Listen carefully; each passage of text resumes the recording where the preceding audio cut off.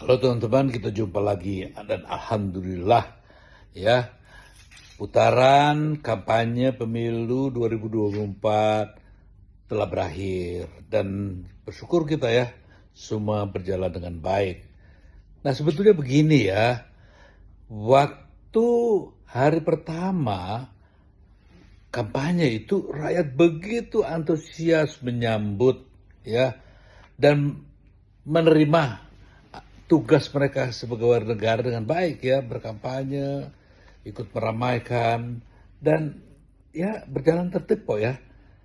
Nah sayangnya justru para orang-orang terdidik ini ya, yang di lembaga-lembaga surveyor ya, ini yang sebenarnya bikin kacau ya. Bagaimana rakyat itu dipanas-panasi terus ya. Nah ini pendukung-pendukung itu bukan satu entitas mendukung satu paslon saja. Ini ada 3 paslon ya. Ada satu paslon yang didukung oleh para surveyor yang dibayar. Ini luar biasa.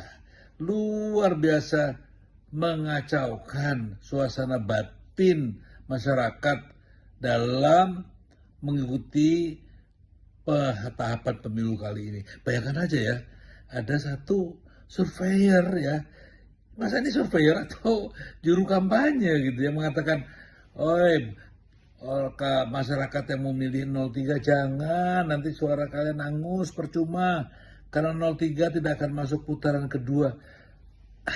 Apa yang pantas dikatakan seorang yang katanya berpendidikan baik gitu ya, yang katanya surveyor melakukan hal seperti itu. Juga ada juga nih ya, surveyor satu ini udah PhD ya, wah pokoknya narasinya luar biasa. Dia bilang katanya hanya akan satu putaran karena 01 dan 03 itu hanya 16% dan 18% paling tinggi. Sementara 02 tuh 50 bahkan sampai 60 ya, 50 lebih sampai bahkan sampai 60%. Coba deh, saya nggak ngerti cara ngitungnya gimana gitu, surveinya di mana gitu. Tapi ini kan satu penggiringan opini yang tidak sehat ya. Menurut saya hal ini harus kita catat bersama ya, bahwa ada 3 nama surveyor yang luar biasa seperti itu ya.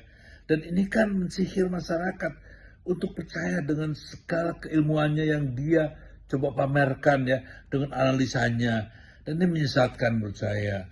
Saya juga ikut sejak 99 loh ya, hitung-hitungan seperti ini. Yang memang di tahun 2009 aja dari 7% ya, Demokrat sampai ke 21% itu juga.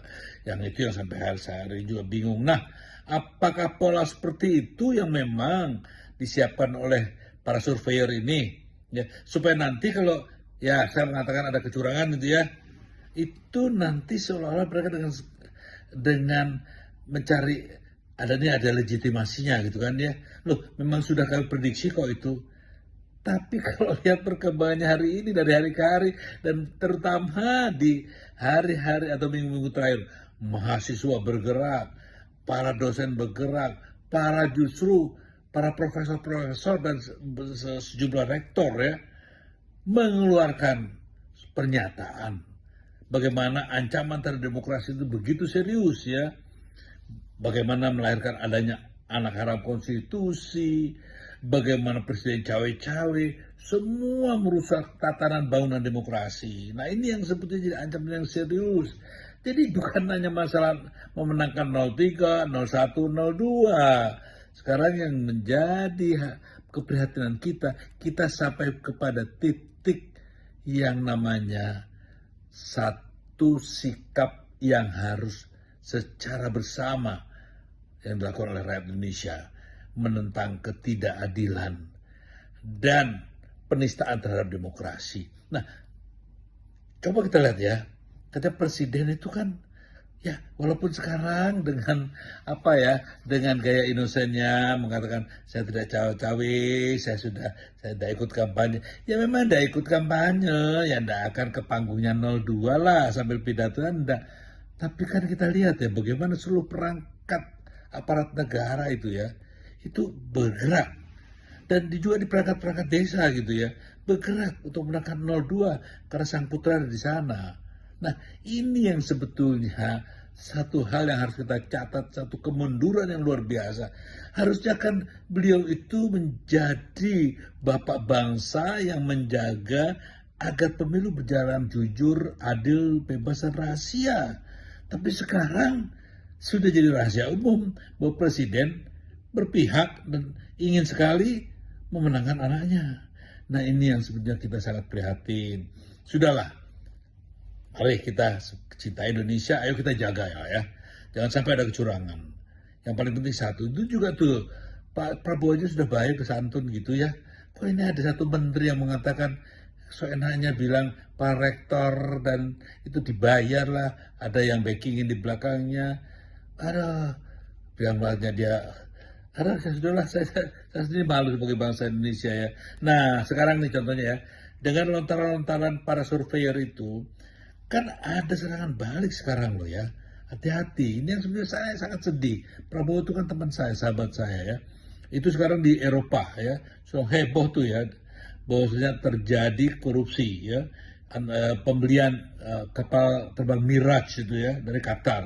Nah, sampai-sampai petinggi di Uni Eropa ya, di uh, jajaran petinggi di mereka sana ya, itu sampai dipecat karena korupsi. Nah, kalau tidak terlibat melambat ke Indonesia dan ternyata Prabowo itu sebagai calon presiden kita terlibat dan kalau nanti menang gimana coba? Nah, contohnya gini ya, waktu Garuda ya, kan bukan KPK yang kerja bagaimana, tapi justru para petinggi di Rolls Royce yang mengungkap adanya tindak pidana pelanggaran hukum atau korupsi itu sampai Satar ya dirutnya ya sekarang ya mendekam di penjara. Nah, apa begitu?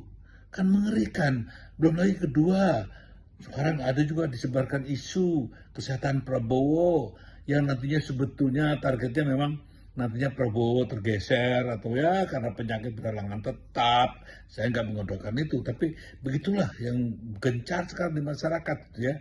Nah, nantinya memang targetnya itu memang menjadikan Gibran Presiden Republik Indonesia. Ini kan para guru besar juga berpikir, ya ini sudah mau kemana Indonesia mau dibawa gitu loh ya. Tanpa merendahkan lah, merendahkan ya tapi kapasitas Mas Gibran kita tahu, kok bapaknya tegel gitu loh. Nah, satu pertanyaannya, apa betul Pak Jokowi dicinta Indonesia?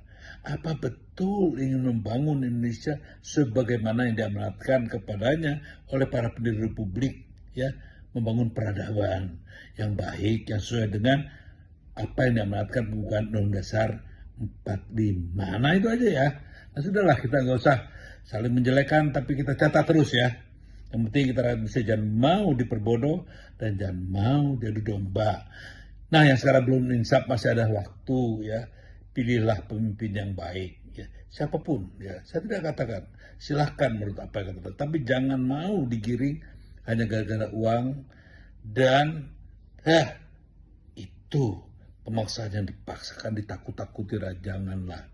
Monggo Pak Jokowi, Boya Pak Pratikno itu kan rektor, Boya Budi Kandani itu jangan bernafsu. Ayo kita semuanya sama-sama kita bangun Indonesia ya. Kita jaga sama-sama agar pemilu berjalan jujur, adil, bebas, dan rahasia. Ayo kita awasi pelaksanaan di tempat penyoblosan atau pemungutan suara. Selamat berpesta demokrasi dan tegakkan kedaulatan rakyat yang sesungguhnya. Salam dari saya, merdeka.